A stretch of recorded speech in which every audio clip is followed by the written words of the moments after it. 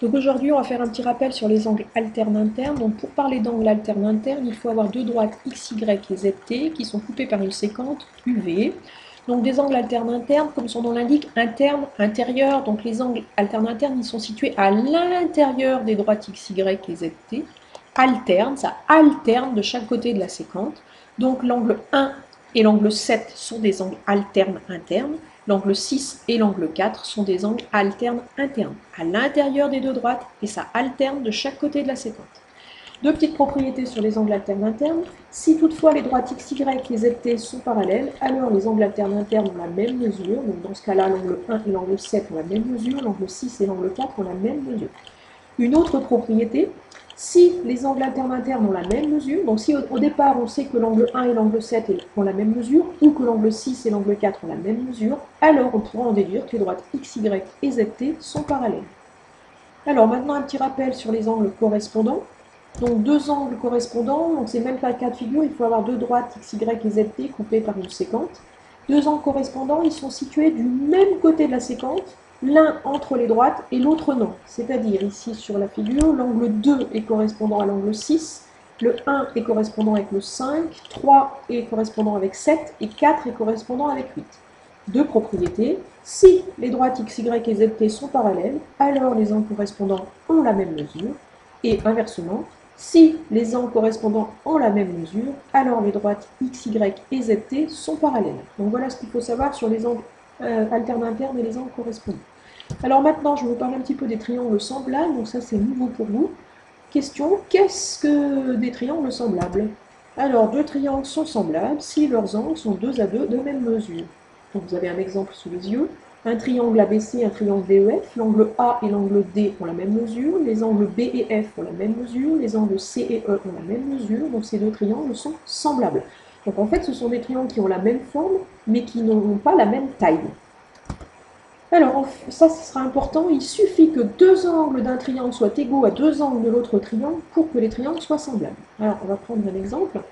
Donc un triangle ABC avec un angle de 35, un angle de 25, un triangle MNP avec également un angle de 35, un angle de 25, donc ils ont seulement à la base deux angles de même mesure.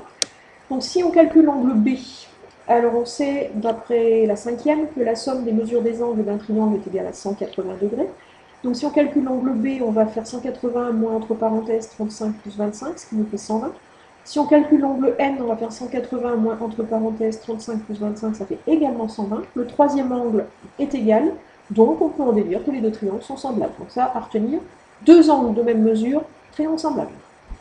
Alors maintenant, une propriété fondamentale, si deux triangles sont semblables, alors les longueurs de leurs côtés sont 2 à 2 proportionnelles. Donc en fait, le coefficient de proportionnalité s'appellera le coefficient d'agrandissement ou de réduction. Un petit exemple, donc toujours la même figure, les angles sont 2 à 2 de même mesure, donc les triangles sont semblables. Donc le triangle DEF est un agrandissement du triangle ABC, on va chercher combien de fois le triangle DEF est-il plus grand que le triangle ABC.